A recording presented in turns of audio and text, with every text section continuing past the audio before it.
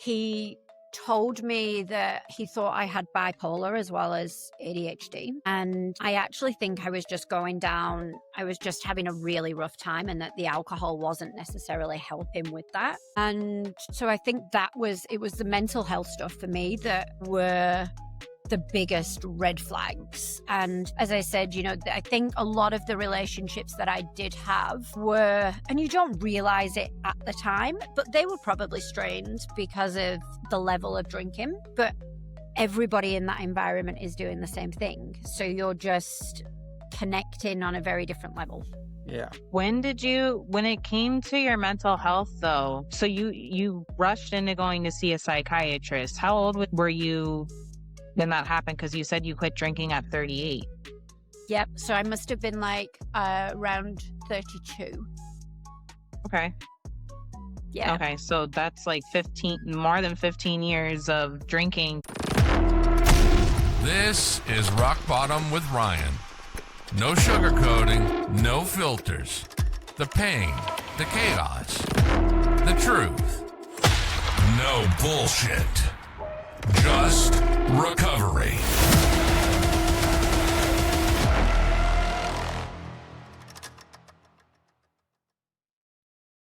Hey everyone, just want to welcome you to another episode of Rock Bottom with Ryan. And this episode is brought to you by Sober Strong Apparel. Sober Strong Apparel makes heavyweight premium gear for people who take sobriety seriously. 10% of every order goes back to recovery centers. Sober Strong also runs an impact sponsorship program that puts gear directly into facilities for people just starting out. So if you're sober curious, or have a loved one in sobriety or recovery, check out SoberStrongApparel.com. Go use Rock Bottom, all one word, capital letters, as the code at checkout for 15% off. It's now 15% off. Great quality clothing. It looks good. Love the brand, love what it stands for. I love that it gives back to the recovery community and just feel the mission. Love this brand, SoberStrongApparel.com. Enjoy this episode. All right, welcome to another episode of Rock Bottom with Ryan and Rachel, here with co-host Rachel Sereni. And we got Keelie today as our guest. Keelie, how you doing? Hi, good. Thanks for having me, guys. Yeah, glad to have you. Hi.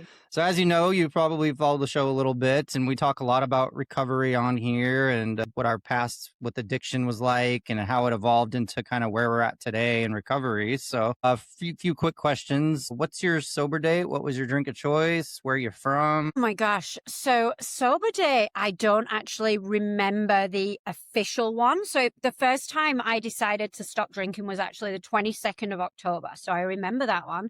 It was just after COVID. And then I threw myself violently off the wagon a few times. And it was January 3 years ago. That was the last time that I'd touched anything. So it was over 4 since I stopped. And then that first year was a little bit rocky. Drink of choice was wine, followed by tequila, and pretty much, just a bit of Sambuca every now and again thrown in. And I am from the UK originally, but I live in Melbourne, Australia. Okay. Yeah, I noticed. Yeah, I was thinking you had a UK accent. I was like, it doesn't sound completely Dodgy accent. Yeah. I was confused. So that's good. All right. So I have family there. Oh, do you? You do? I do. Amazing. I have some cousins. Mm-hmm. Yeah. Wow. Oh, I'm not there you Australian. go. Okay. I was going to You should visit. Wow. I want to go to fact. Australia bad, actually. I've interviewed a couple people now. There's an episode I haven't released from somebody from Australia, and she's talking about it. She lives inland, but do you live is Melbourne? I'm not great with my geography. Is that inland or off the... No, so I'm down on the coast, so it's kind of like south-ish, but it's not called south because then you've got South Australia, which is kind of over this side. But like you guys, we have states as well. So Melbourne's in Victoria. Okay.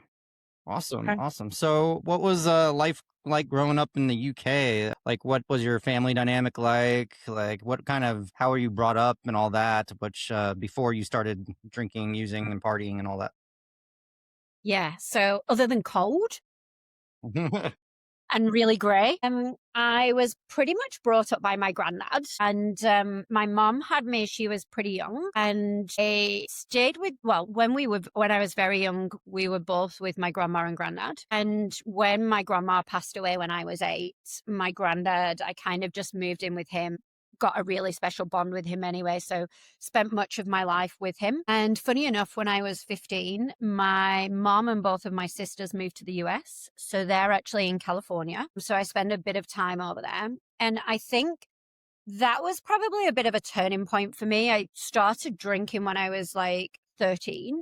And when my mom went was probably the time that I started, and this is not, passing any blame or anything like that. I think it was partly down to the drinking as well, was when my anxiety and depression started to rear its ugly head. I'd always grown up in a sense of feeling very, very different from anybody else. And that was partly because of my ADHD. But also when I was very younger, I had eczema, asthma, very, very hyperactive from the ADHD. And I didn't realize until recently that when I was at school, I knew this part. I was pencil sharpener monitor. So they gave me the task of being pencil sharpener monitor in school to keep me occupied. And I thought it was just to keep me occupied. But I recently learned that it wasn't. It was also to stop me disrupting everybody else. So my eczema that I had was really, really visible and really bad to the point where I used to have to wear bandages to go to bed so that I wouldn't scratch. Jeez. And there was a time when their parents told their kids not to play with me because there was a fear that they'd catch eczema. So I'd kind of grown up in this environment where I always felt very different, very out there. Signaled out. I'd also, with all of my ailments, and we know now that we shouldn't kind of put too much on the labels that we put on ourselves and others. But part of I the apologize. label that I had was that I was a problem because I had all these ailments. And, my mom and my granddad had often joked that I was a problem. So you kind of grow up thinking that. And I'd thought that I was very different. So I think when I took my first drink of alcohol when I was 13, that was all just kind of, and with the ADHD as well. And I saw you nodding before, Rachel, but with that just quietens your mind in a way that you never had before. It's like, and I get goosebumps saying that because it is like, is this what like freedom feels like? Yep. Wow. I'd agree. I have severe ADHD. Mm, And I didn't find out until sobriety. yes. So, Wow. Yeah. And I think the interesting thing about that is I'd always known I had ADHD, had it been diagnosed when I was a child, and it wasn't something that, anybody had really. And it wasn't until I stopped drinking that I'd realized the impact that alcohol had on it and how it had just exasperated all of the symptoms for my ADHD as well. Wow. Yeah. yeah, definitely. Feel like it's a common theme I've been hearing just amongst a lot of people that are now addicts or recovering alcoholics and stuff. Is ADHD is so common now, like including myself. I was prescribed Ritalin since I was 7 years old, basically. And it's like, and then Adderall in my adult life, which I haven't taken in like 3 years now, but now that I'm sober, for some reason, I can focus a little better. I still get scattered, but when you're growing up with it, it's like drinking, I thought calmed me down and like just made me normal. But in reality, it was like I couldn't pay attention to anything. So Yes. yeah, very frustrating. Same. Yeah. And I know like I've been doing a lot around this because my background is kind of positive psych. And the thing that really interests me about drinking and kind of ADHD is the dopamine. And this is the premise that, we're getting, because we lack in the dopamine of neurotypical people, we are craving this kind of quiet, this just peace that the alcohol gives us. But then it's just giving us more and more dopamine, but then it's taking us away from our base level of happiness so that we have to continue to have more alcohol to just feel normal. And that's something that's exasperated with ADHD people than it is with normal people or neurotypical people. Oh, yeah. I mean, I highly agree. I've been there, quieted myself down a lot. So I thought. But tell me Mm. about the first time you had a drink. So you said you got real quiet, right? Mm. But Just the mind did. the mind. And I always said up until I stopped drinking that alcohol was the only time that I felt like me and that I felt free. And yeah, I was 13 and I remember it was a bottle of whiskey Well, you started that had hard. probably been in the cupboard from 1956 because my granddad didn't drink. So this was my great granddad's whiskey. You're drinking some aged liquid gold. Literally very And expensive. yeah, so me and my girlfriend, because I knew he didn't drink, so I was like, okay, we got this out, and we drank it with lemonade, so we weren't that hardcore. But yeah, I just, we were super giggly. It was just fun, and then again, just that quieting of my mind, and it was like, wow, like I've never had that before. And nobody, teaches you when you're at school anything about the mind or your brain or how it works or emotions. And you go through life thinking that you're on your own. You're not normal because you're experiencing all these things. And you look at everyone else and you think that none of them are going through the same things. But actually, everybody is, and we don't talk about it enough. It's the same in adult life as well. But so I think, yeah, just Zen. And I never had that. So Yeah. So how did that progress, from like basic, just drinking out of grandparents' cabinet to like when did it progress into like social drinking on a regular basis? oh, like literally pretty much straight away. So there wasn't much to do in the UK growing up. The weather isn't the best. It's not like the US or Australia where, you generally have a lot of kids sports or things that you would do. And yes, we did have that, but not to the level that there is in most other countries, partly because of the weather. And so every Friday night, me and my best friend, I mean, you couldn't buy alcohol until you were 18, but we found a shop that would sell alcohol to underage people. We were 14. And we would go and get ourselves one of the bottle of Cokes, the small bottles. We would empty out like the top of it and fill that with a quarter bottle of vodka. And then we would go, there was like these teenage discos that we would go to, and we would be plastered. We'd walk down there and we'd be knocking our vodka back and we'd be hammered. And that was pretty much every weekend. And then that escalated into drugs. It escalated into I would go out on a Thursday and not go home until maybe a Sunday or even a Monday. Some days I'd go out all night and then go into work. So it escalated, as I think it does with most of us, because we just want more and more of that peace that we're feeling in our heads and in our minds. And I think when you're younger, your body has the ability to cope with it more than it does as you age. What was your relationship with your parents like during this time, or siblings and all that? Yeah. Yeah, I was going to ask that. Yeah, so I was a tearaway and it was hard. I think I spent quite a bit of time with my mom as well. So I would also like babysit my sisters when I was growing up. And my sister, my middle sister, who's 5 years younger than me, she jokes about it now that I used to take her out with me. And I'd be like, I'd tell like my grandfather that we'd be going to the movies and I'd take her with me and get completely plastered. And then I'd come home, I'd be throwing up out of my bedroom window, like, which is in clear view on the main street. So it was strained, and especially with my grandfather, because we were 2 generations apart. So, his views versus my views. And I'm just this somebody who's never felt like they were enough, who's always just felt different, has found this thing that gives her some sense of freedom from her life and from the person that she is and that she doesn't like. And so often, I was in trouble or I would be grounded or, so it wasn't until I aged and got to my mid 20s, even in my 30s, to just seeing their kind of side of it, and having that different perspective and realizing that on some level I was the problem, and that's, everybody's just doing the best with what they can and the tools that they have. So Yeah. Yeah. And when did you start realizing though that it was a problem for you?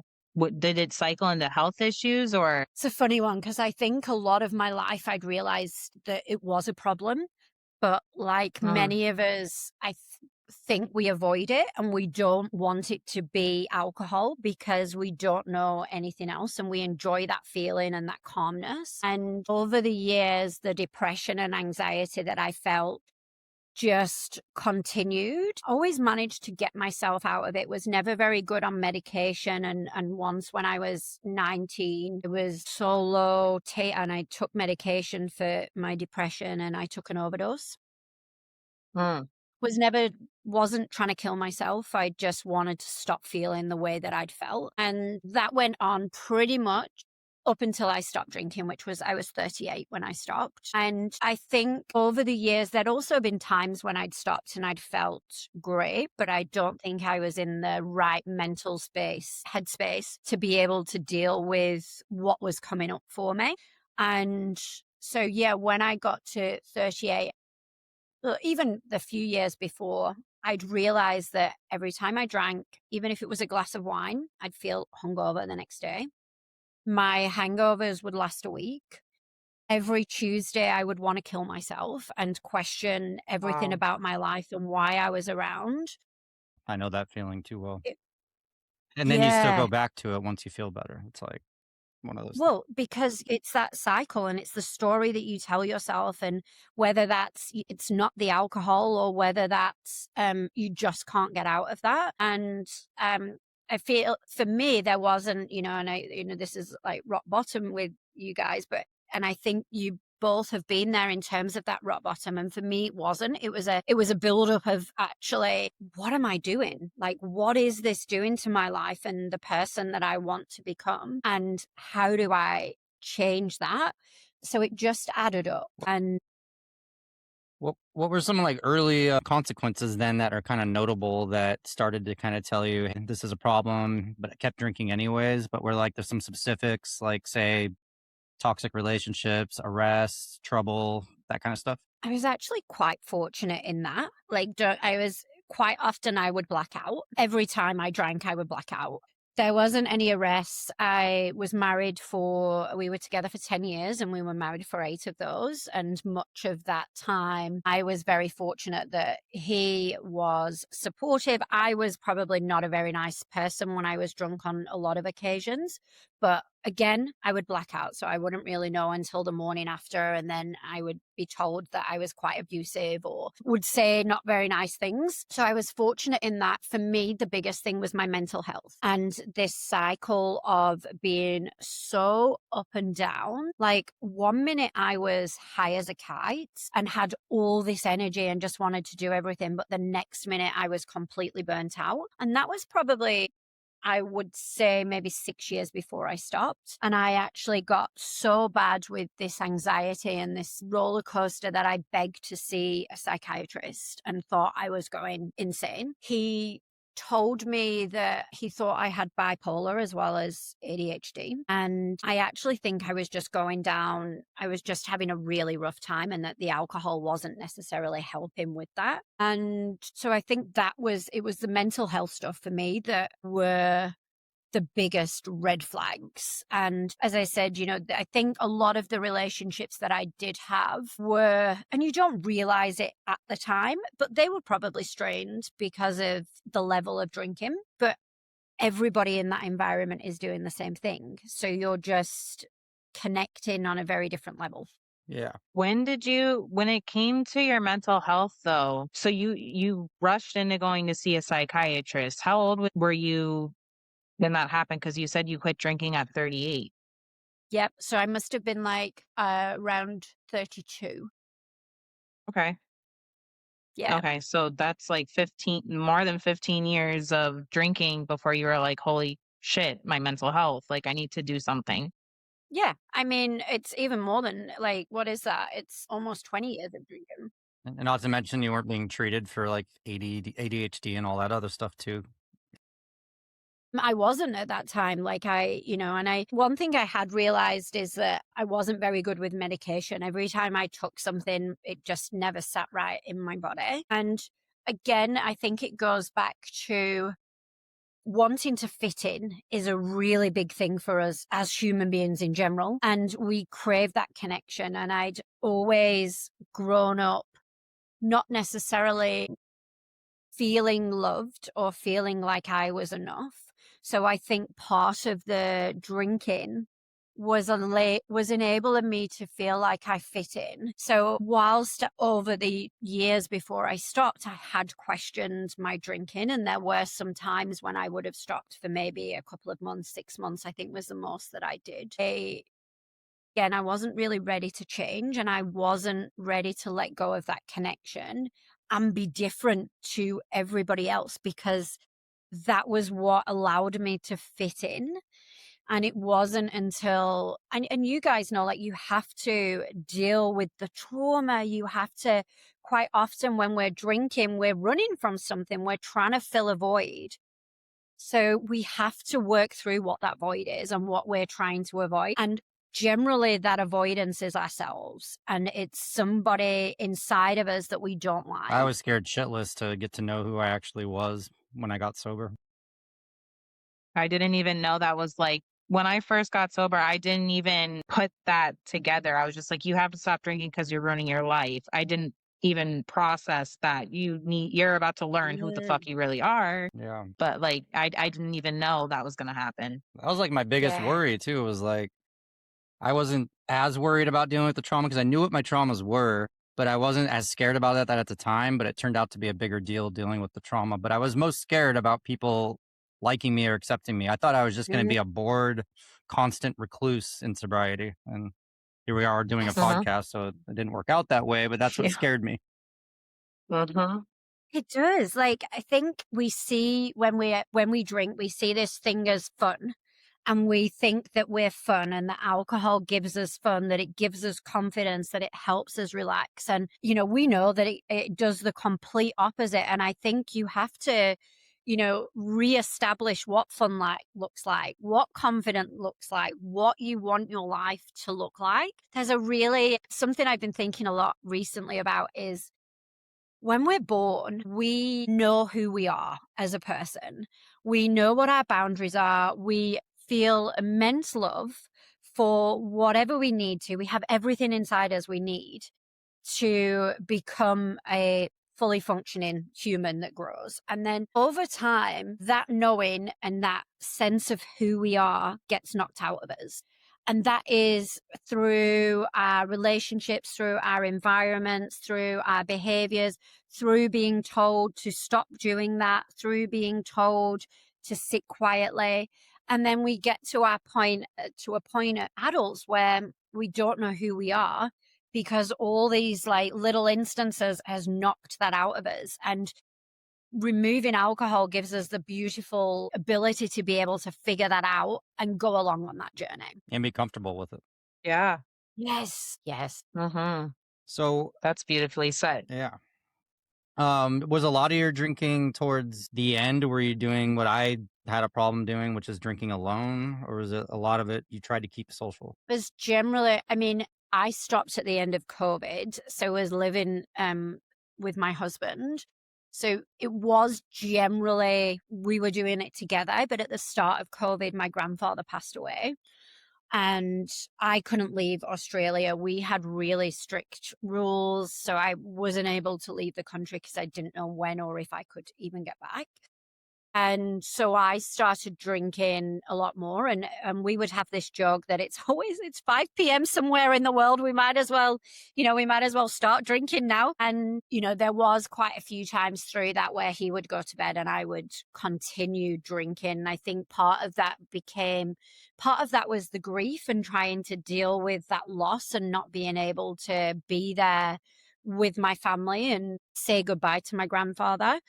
And so I was fortunate in the sense that I did still keep it quite a social environment, but would generally, like I said, I think also different people have different alcohol tolerances in terms of what we can drink. So again, I would black out most nights, even though I wasn't necessarily drinking that much.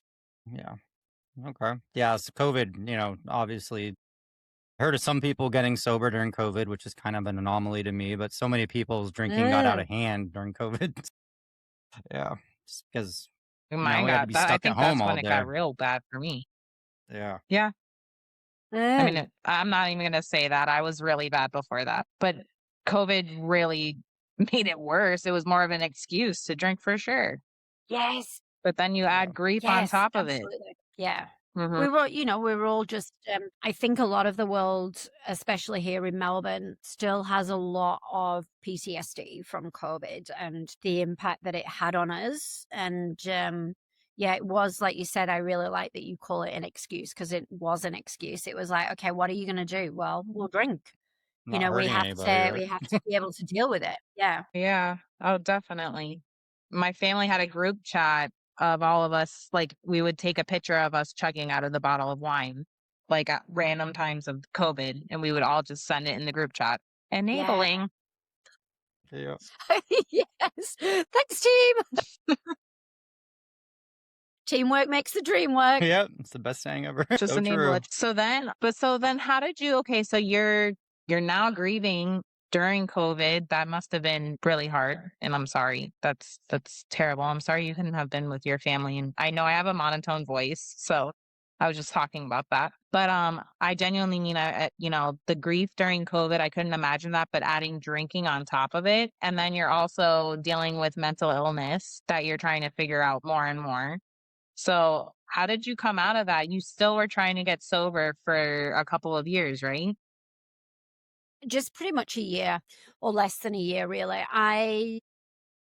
So the turning point, or the moment that I was like, what am I doing, was we had a bit of an illegal party. We could meet outside, but we weren't allowed to have people back in our houses at that time. So there was 5 of us. We met in a park, and then we went back to our apartment and ordered some food. And I was like, it was that switch inside of me, the one where it's like, okay, it's time for shots. And I was always the first person to get the shots out. Reached in to the cupboard and got the $300 bottle of Don Julio out and started making everybody shot it.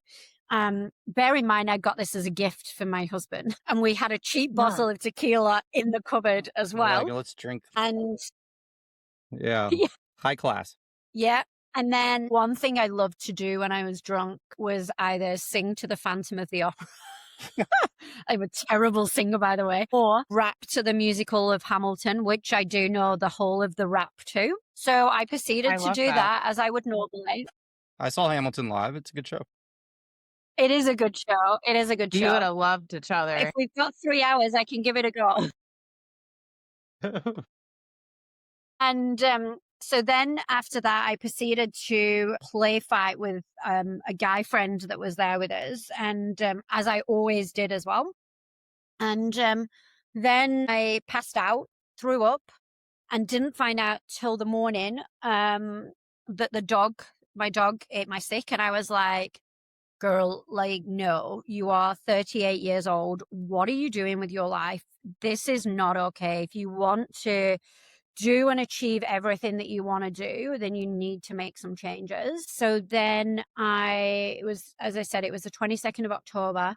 I've still got a picture of my last glass of wine. I had tried before and was like, okay, what do I need to do differently this time, in terms of, this was figuring it out. And it's so easy to slip into that habit if we're not changing the story that we're telling ourselves in our brain, changing our habits and thoughts around it all.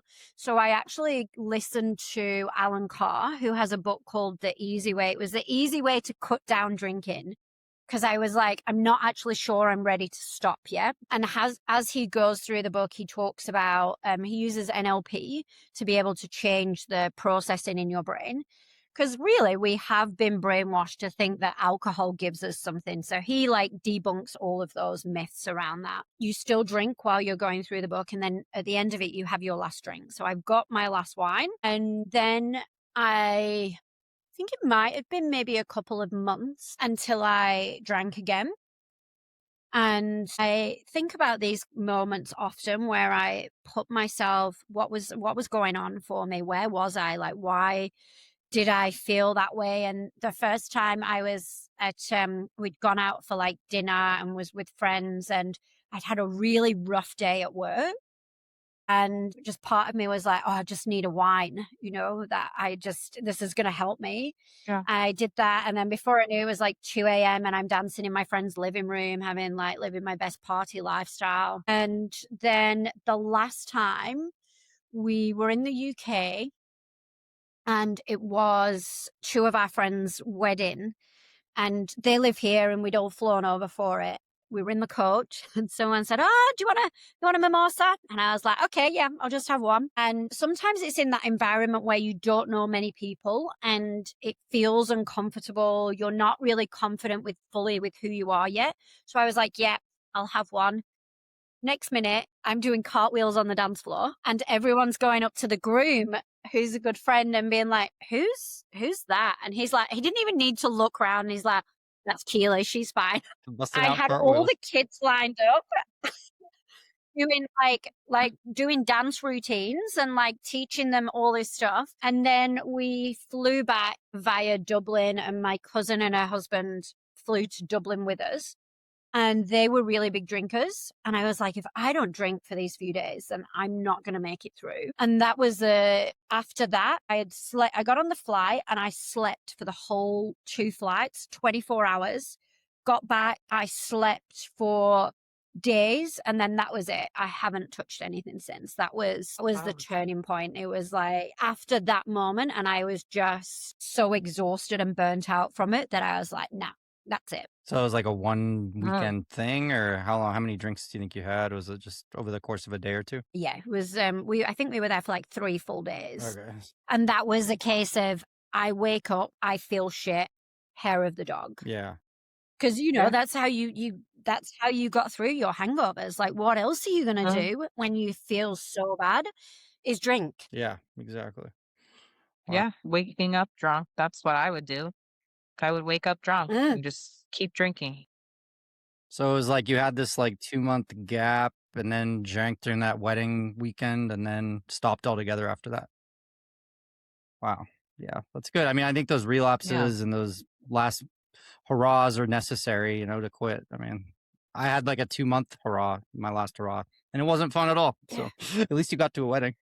And I think, I love the opportunity to fail and to fall down. And yeah, it's hard. Like, don't get me wrong, like it's rough. But then it's like, okay, well, you just get back up, you dust your crown off and you go again. You learn your lesson from those. And I think we need those moments where we fall down or we fall back or, we take 5 steps forward and then 10 back, because it gives us the ability to get back up and learn from that. And I think that's where most people fail, is that they don't do that. They fall down and it's like, well, this goes back to the story. I can't do it. This is just who I am. And that doesn't have to be the case. Yeah. Right. Makes sense. That's true. I had a big hiccup in the beginning of recovery, and I could have completely just kept drinking. Instead, I got up, I dusted my crown off, like you said, and it actually turned me into a massive beast. So for sure. Yep. No, it's necessary to 100%, make I us agree with stronger. you. And we need that reminder as to like, okay, how am I not going to give in ever again? Because I gave in because I was at a wedding and there was a mimosa. It's hard to say no to a mimosa when I'm feeling awkward and want to just loosen up a little. But then it's like, all right, it's necessary. So Yeah. Yeah. yeah. So like, so what's life been like on the other side then? Ever since you got sober, what were the early months like? And tell me more about the sober hype girl, where she came from. Okay. So I liken it to going from black and white and living my life in black and white to living my life in color. What I didn't realize that was happening is that when you drink, it numbs all of your emotions. It doesn't just numb the bad emotions for you. It also numbs the good emotions for you. So when you move past that and you allow yourself to lean into those emotions, I don't really like good or bad, but whatever they are, and then you feel.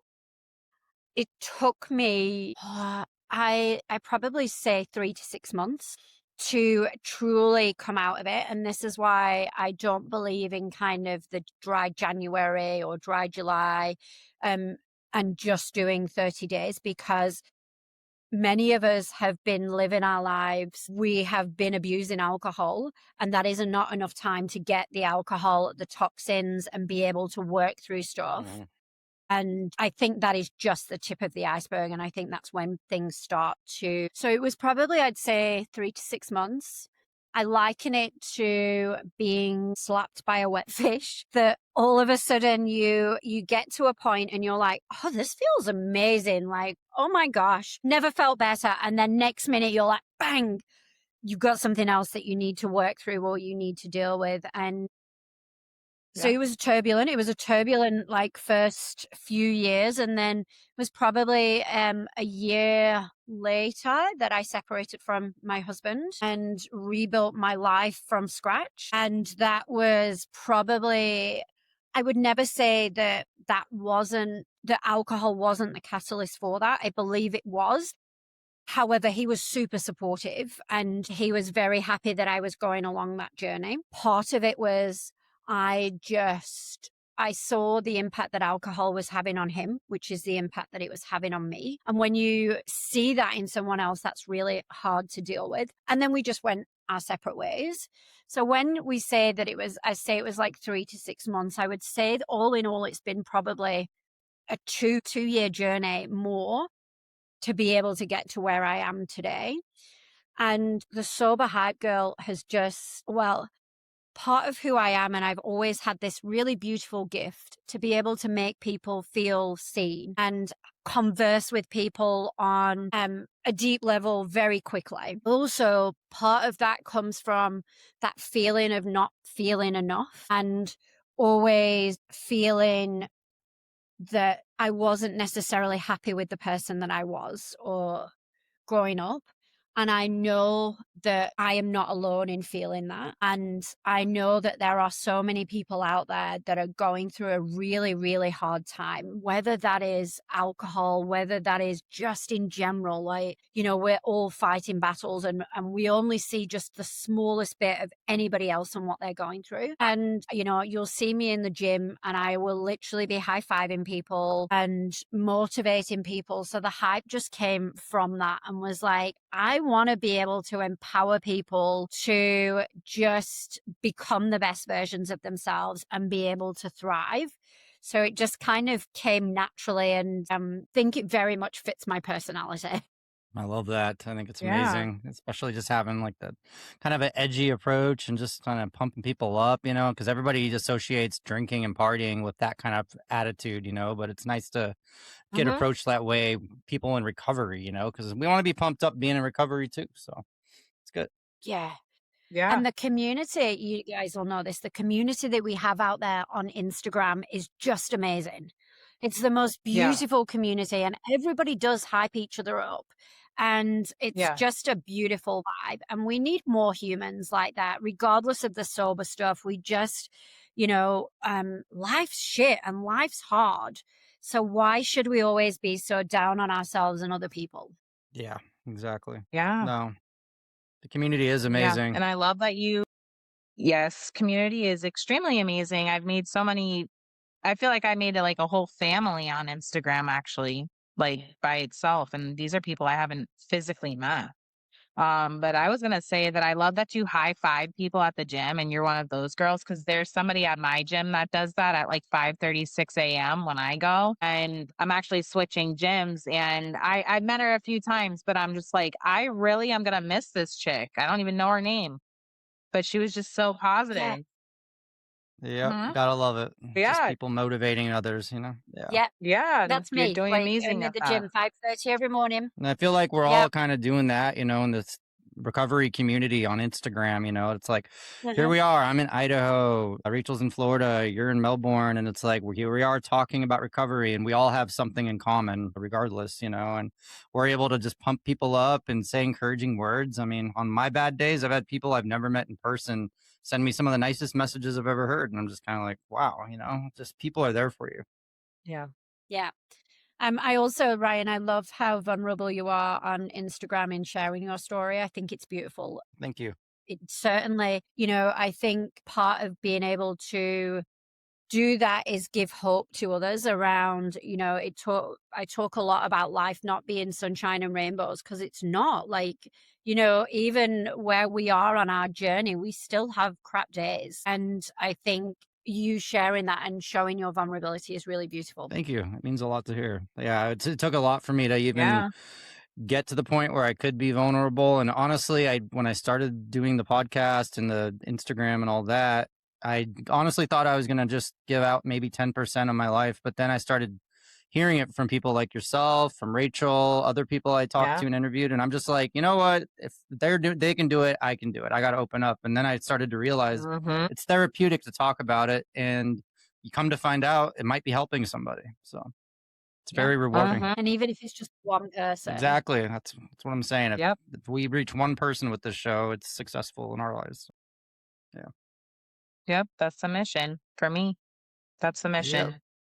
And I was told to not be myself on social media. I went through a whole incident in recovery. Somebody was managing me, and my monotone voice and, me being myself and authentic. No, I needed to have scripts. That's not true. No. And I went a different route. No. So yes, Be you. continue Be to be yourself. Yeah, girl. Yep. I like because it. I've grown way more. So And look at you. Sober Hype Girl, I mean, you're basically being your authentic self on social media, letting people see who you really are. Is this were you kind of similar to how you were when you were drinking, or is it kind of just is it exponential just because you're present and you're fully yourself now? Yeah. I mean, don't get me wrong. I've always been the same person. The key difference is my energy, and that I no longer apologize for who I am. I'm very aware that I'm not everybody's cup of tea.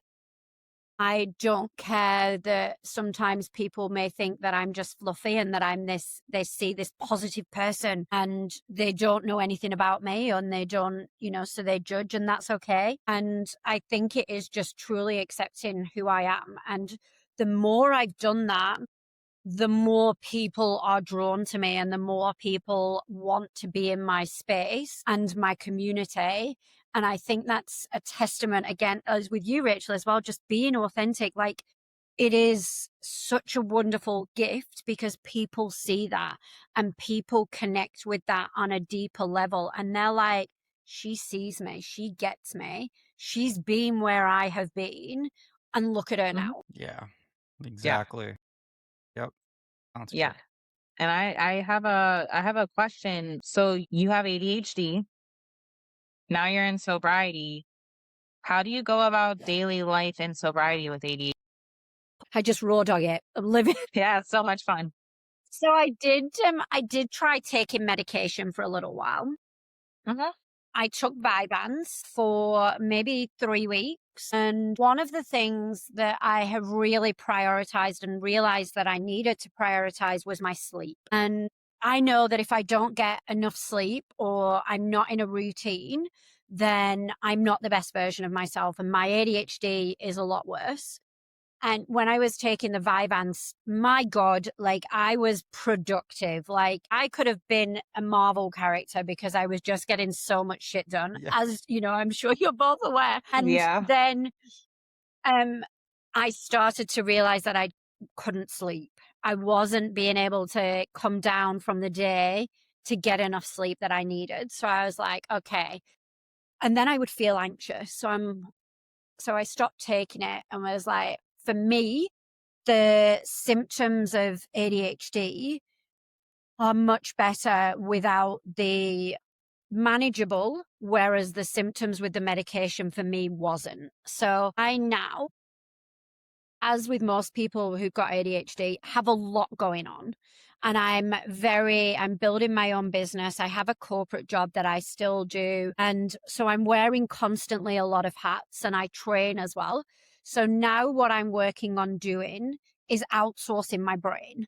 So I have systems that I don't have to think about shit, because I'm like, shiny things, and then I have no idea why I've walked into a room, or I've no idea why I've walked somewhere that I need to be, or I've missed something that I should be doing. So I'm like, okay, reminders, systems, like my whole morning is scheduled, my whole evening schedule, it's planned out so that I don't have to think about my ADHD brain in terms of I can just allow it to be present and try and focus, which I think has really helped. Also, another thing is meditation. So I meditate most evenings from anywhere between 10 to 30 minutes. I minimize my phone. So that has also helped because that scrolling is another addiction, another dopamine rush for us. And I just try and give myself natural dopamine to it when I'm feeling low or I'm feeling overstimulated. It's like, okay, what do I need? Do I need quiet? Do I need to read, just to bring myself back to that? So and I would say, those are all, it sounds like a lot, but this has happened daily, where I've been building these up for a year, 2 years, 3 years. And then I'm just kind of slowly building.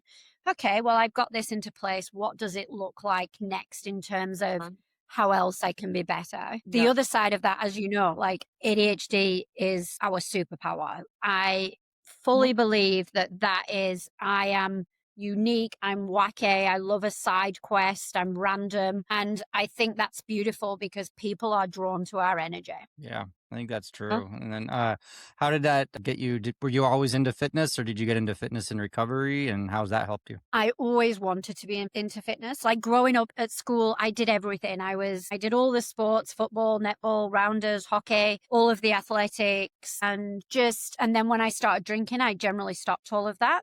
Always wanted to get back into fitness because I just admired the mindset of athletes and their ability to basically just switch on and push through things. I went through a stage where I think I was like 26 for 4 years, where I was really trying to get back into fitness. And there were some weeks where I would maybe do 3-4 sessions, and I started to get pretty fit, but then drinking. And I realized it wasn't until I got older and I tried these things where, I wanted to get fit.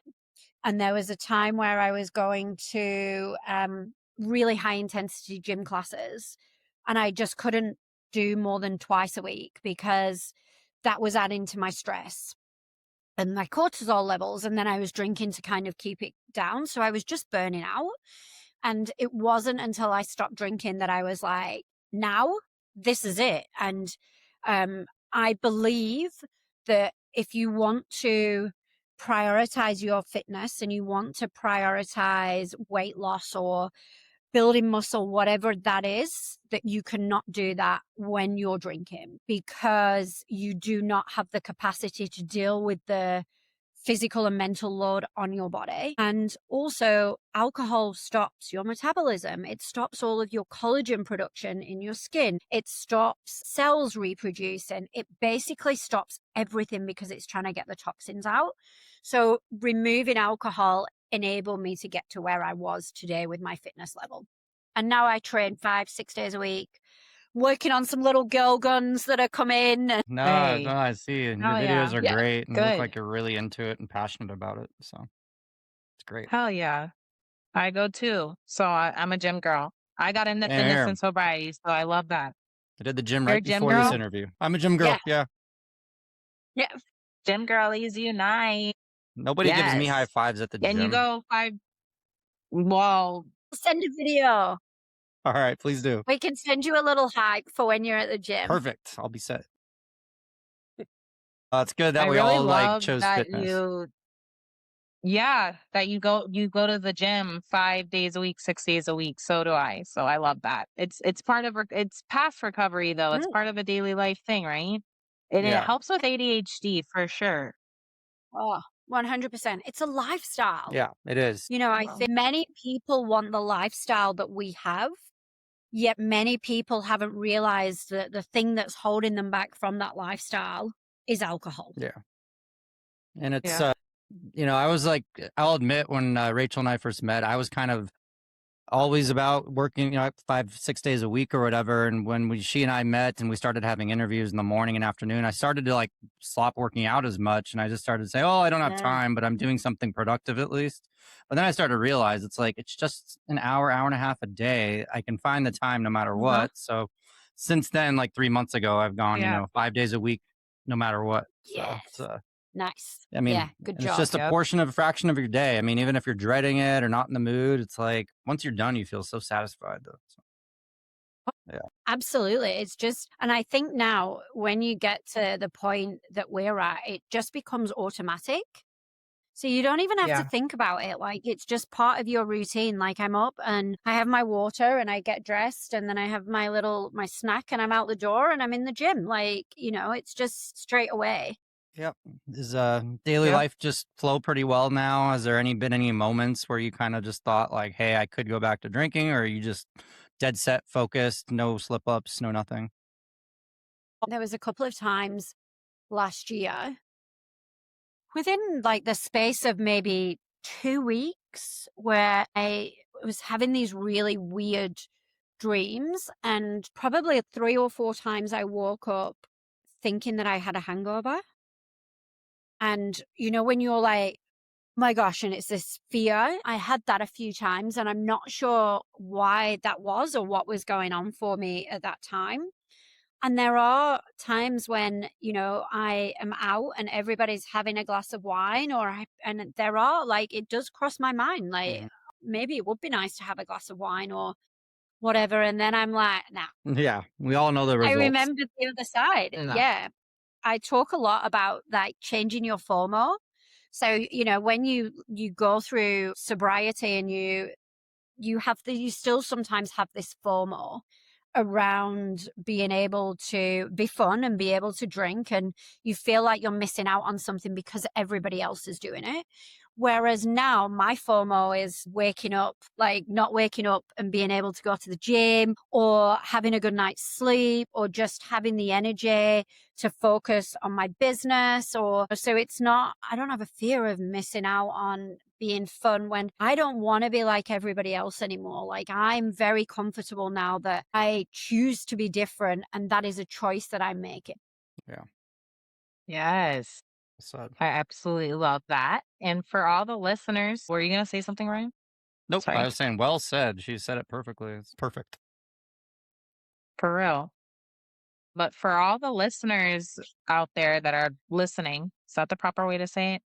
Um, It what is now. advice would you give? What advice would you give out there to the people listening? If somebody who wants to quit right now, what advice would you give to them? Yeah. I would suggest that they look at their why. Actually, I would start with getting curious, and their why. Yes, it's amazing, but get curious. And I always say this to everybody, if you don't want to stop drinking, that's fine, but get curious about it. What is the impact that it's having on you? So when you're in the moment of, quite often we hear this so much, I need a glass of wine. Well, no, you don't. You need the feeling that the wine is giving you or the void that it's filling for you. So what is that when you're thinking that you need that wine? When you're having that wine, what's it making you feel? What are the aftermath of that? The morning after, how are you feeling? Like I wear 2 watches, like bit of a psycho, but whatever. Mhm. And, I say to the community in the gym, because I do host like sober curious workshops, and I'm like, we all get a whoop with our gym. So I'm like, okay, when you're having a drink, what is your whoop saying to you the next day? And they're all like, oh, well, I'm in red recovery. My sleep's been terrible. My heart rate variability's down. My heart rate is risen. And so it's those things for me that is like, okay, get curious. And, then you've got, how do you feel the next day? Well, you feel anxious. You feel like you need to eat junk food. So what is the actual impact? It's not the alcohol. What's the impact that it's actually having on you overall? So then once you've got curious, think about how you can reduce that. Like, is there a way you can reduce that? What is that? Why? And how can you then decide to put that into practice? And then from there, find a community, find people, because there are like-minded people who are wanting to do the same. There are now in our society, there are so many people that are sober curious and wanting to go down that journey. And also get on Instagram, find our community, because there's so many of us out there sharing our stories, putting tips out there on what we can do and how to get through those moments. And then the other one, which was key for me, is values. Like, what is this life that you want to create? Who do you want to become? Which is like the most exciting part, right? Like, Yeah. you've decided that you want to remove alcohol. You've worked through all of your shit and your trauma. And then it's like, okay, who am I rising to be? Like, who do I want to be? Who brings me joy, and what do they have in their life? And how can I mirror that in mine? I think that's the most exciting part. You can become whoever you want to become. Yeah. That was a long-winded, amazing advice, way though. of answer there. It's No. true. Great No, I answer. love it. So you It's hold true. sober Everything you workshops, said. sober curious workshops. That's cool too. So that's awesome. You're really Yeah. doing a lot in Mhm. recovery, like as far as not just social media, but helping people who are sober curious, which is one of the best times to try to catch people, because I was sober curious for like 15 years, but nobody was there to Yeah. really intervene me. Yes, there's so many of us. Good to talk to somebody Sober who's curious. educated on it. Yeah. I wanted to get sober for a long time, but I also wanted to be an alcoholic too. I just didn't have the right surroundings. So, or I was too scared to, Yeah. get to know Environment. myself. Yeah. Environment, 100%. And I think that is a fear that people have. Just like you, Ryan, like it took you a while to get out of that environment and that goes back to that identity and fear and not knowing who you are without alcohol and where you're going to fit in. And that's why most people fail is, they feel uncomfortable. And I think it is a lifestyle shift. You have to change that environment. If you're going to keep putting yourself in the same situations, then you're not going to change. Yeah. It's so true. Thank you so much for that advice as well. And is there anything else you would like to share, and any other questions, Rachel? No, again, thank you for coming on and also shedding light on ADHD and sobriety too. Thank you. It's been awesome, guys. Thanks so much. Yes. Can you shout out your social media in case people want to see your content? I think your content's really good and entertaining and really draws people in. Thank you, Ryan. It's the Sober Hype Girl, surprise. And just message me. Like, I'd love to be able to hype you up if you're going through sobriety, you're going through a shit time, whatever it is. I've been there. I see you. You are enough, and you've got this. Yep. Awesome. Well, thank you so Thank much. you so much. Appreciate having you on. And yeah, I will. Thanks, guys. Thank you. Rock Bottom with Ryan. No bullshit, just recovery.